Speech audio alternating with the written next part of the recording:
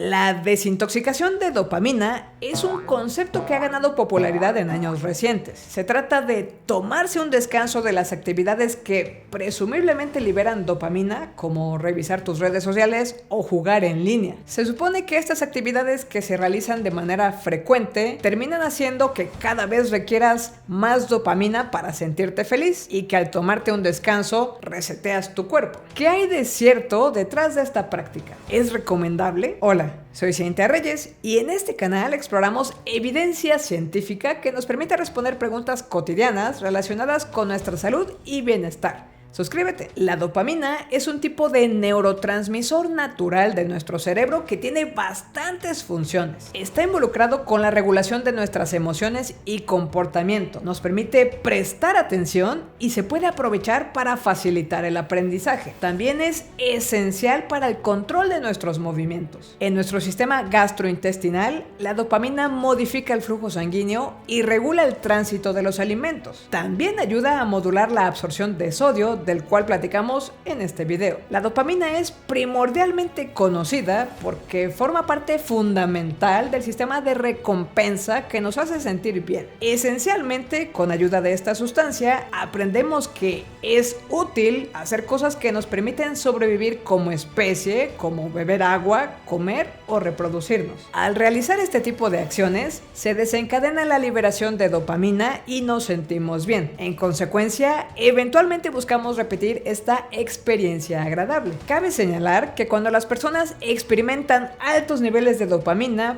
pueden también tener problemas de agresividad, control de impulsos o falta de sueño. Esto último porque la dopamina inhibe la producción de melatonina, de la cual hablamos en el video sobre suplementos contra el insomnio. Es posible desintoxicarse de dopamina, para ser muy precisos, dado que la dopamina es un neurotransmisor necesario en el cuerpo. No existe tal cual una desintoxicación de esta sustancia porque, en primer lugar, no es una toxina. Y en segundo lugar, las acciones que probablemente has visto recomendadas para desintoxicarte de dopamina, en realidad no pueden eliminar totalmente la dopamina de tu cuerpo. Y qué bueno, porque como ya mencioné, este neurotransmisor es muy importante para nuestro cuerpo. Niveles bajos de dopamina pueden provocar diferentes problemas, desde estreñimiento crónico a problemas de memoria. También se le asocia con depresión, la enfermedad de Parkinson, el síndrome de piernas inquietas e incluso el famoso TDA, cuya relación con la dopamina platicamos un poco en este video. Quizás esto te suene un poco fuera de tema, pero considero importante que sepas que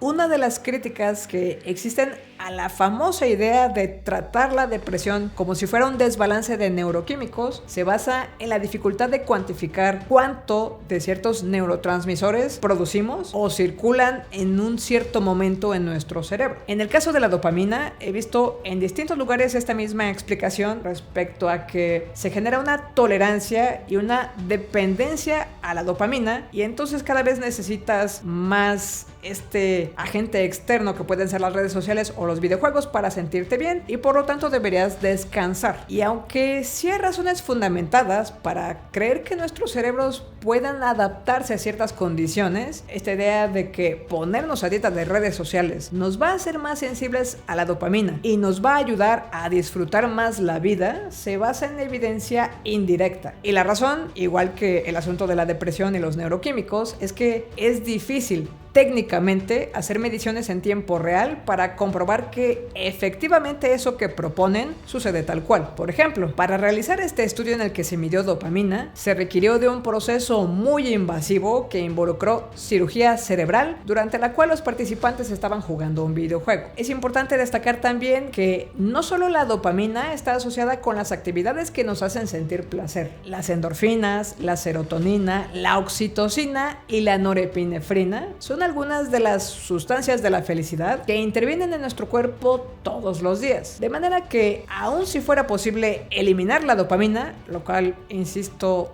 no sucede tal cual, tampoco podrías eliminar totalmente la sensación de placer porque estas otras sustancias también están involucradas.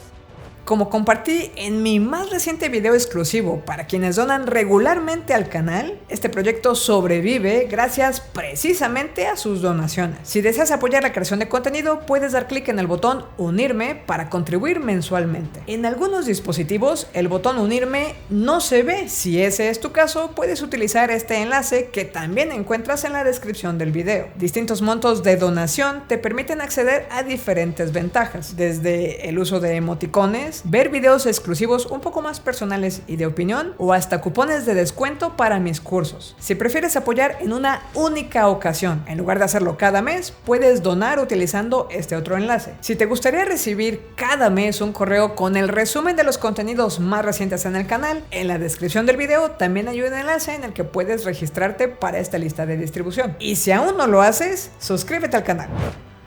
¿De dónde viene entonces esta idea de la desintoxicación de dopamina? Un psicólogo y profesor de la Universidad California San Francisco llamado Cameron Cepa aparentemente fue quien utilizó por primera vez el término ayuno de dopamina en un artículo que publicó en LinkedIn en 2019. Nótese que no fue un artículo científico con arbitraje. El objetivo, tal y como él lo describía, era reducir comportamientos problemáticos o impulsivos como comer por razones emocionales o el uso excesivo del internet y las redes sociales. Estos y otros comportamientos, explicaba, nos proporcionan rápidas descargas de dopamina. Al abstenernos de estas actividades y otras formas de gratificación instantánea, él sugería que nos volveríamos menos dependientes de esos estímulos para sentirnos felices. Lo presentó como si fuera una idea nueva, escribiendo: al igual que el ayuno intermitente se ha puesto de moda en Silicon Valley, he creado el ayuno de dopamina 2.0 como antídoto para nuestra era de sobreestimulación. Pero la cosa es que, al menos según lo explica la psicóloga Susan Alberts para este artículo de la clínica de Cleveland, lo único innovador de su creación fue el nombre, porque lo que describe en realidad es una forma de condicionamiento psicológico que existe desde hace mucho tiempo dentro de la terapia cognitivo-conductual. E insisto, en realidad su propuesta no elimina la dopamina. En las estrategias de terapia cognitivo-conductual, como lo que en realidad describía Cameron, usualmente con ayuda de un terapeuta, una de las opciones es aprender a sentirse cómodo con las emociones incómodas y dejar de recurrir a buscar algo placentero para distraernos. El propio Cameron Cepa ha explicado también en artículos posteriores que el punto era tener un título llamativo y que eso de la dopamina no era para tomarlo literalmente. Incluso ha aclarado que su sugerencia no se trataba de reducir la dopamina en el cuerpo, sino de enfocarse en los comportamientos impulsivos, y que a pesar de cómo se ha interpretado con el paso del tiempo su idea, tampoco pretendía sugerir que se evite socializar con otras personas o dejar de hacer ejercicio u otras formas de actividades placenteras. Cameron también explica que la idea se basa en el control de estímulos de la teoría cognitivo-conductual. Para ser concretos, el problema en sí de esta moda es que mucha gente utiliza la idea de desintoxicación de dopamina para describir un tipo de abstinencia de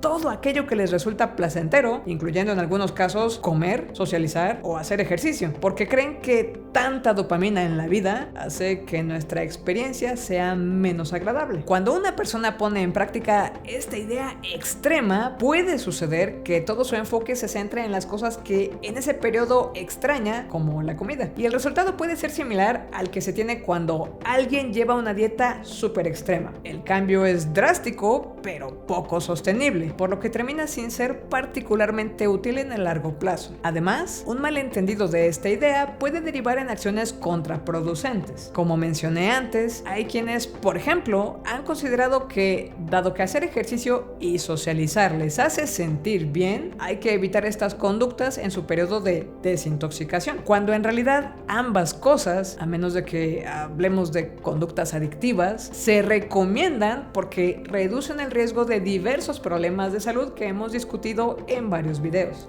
Conviértete en creador de contenido educativo. Quizás quieres enseñar a otros a cocinar, a tejer, a mejorar sus hábitos alimenticios, o quieres contar lecciones de historia, dar lecciones de lengua de señas o generar cualquier otro tipo de contenido educativo a través de videos en redes sociales. Inscríbete a mi curso introductorio para creación de contenido educativo. Tenemos 2 modalidades y costos distintos. En la modalidad estándar encontrarás contenido y actividades sugeridas que te permitirán analizar la audiencia a la que te dirigirás, practicar con diversas estructuras narrativas, escribir un guión y ubicar los aspectos técnicos básicos para tu primer video, incluyendo un listado de equipo recomendado para distintos presupuestos. En la modalidad Pro, además de lo anterior, recibirás mi retroalimentación en varias de tus tareas y tendremos sesiones virtuales para despejar dudas. Si específicamente deseas hacer divulgación de ciencia, tenemos otro curso enfocado en ello. Consulta más detalles en el enlace de la descripción o el QR. Y si aún no lo haces, suscríbete al canal.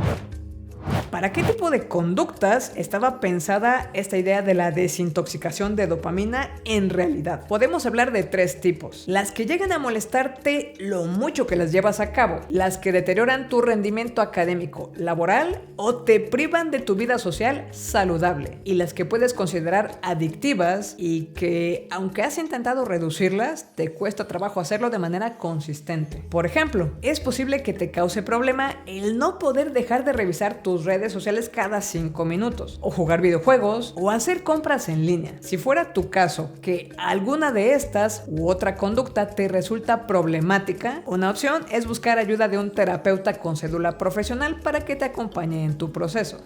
Si quisieras intentar por tu cuenta, algunas fuentes coinciden razonablemente en los siguientes 5 puntos. 1. Decide qué vas a cambiar. Como te decía antes, el punto es enfocarte en una actividad concreta que consideras que tiene cierta influencia negativa, que te distrae de lo importante o incluso te abruma y quieres dejarla. Podría ser, por ejemplo, los videojuegos en línea, porque entre tantas microtransacciones que realizas constantemente, te están representando un gasto importante. 2. Define los límites de tu experimento. No se trata de dejar esta actividad por completo de golpe. De hecho, es importante que te des oportunidad de ver cómo te sientes si la dejas poco a poco e incluso de reflexionar sobre ello. Así que podrías empezar, por ejemplo, decidiendo que vas a dejar de hacer esta actividad por cierta cantidad de minutos al día. Define también una fecha compromiso hasta la cual harás este pequeño cambio. Piensa en estrategias que te puedan ayudar a cumplir estos límites. Podría ser, por ejemplo, colocar tu celular en un lugar que te cueste un poco más de trabajo acceder en ese periodo específico de tiempo. También hay herramientas que, por ejemplo, te permiten bloquear de manera anticipada cuánto tiempo estás navegando en una red social. Una vez que te terminas ese tiempo que definiste para el día, se acabó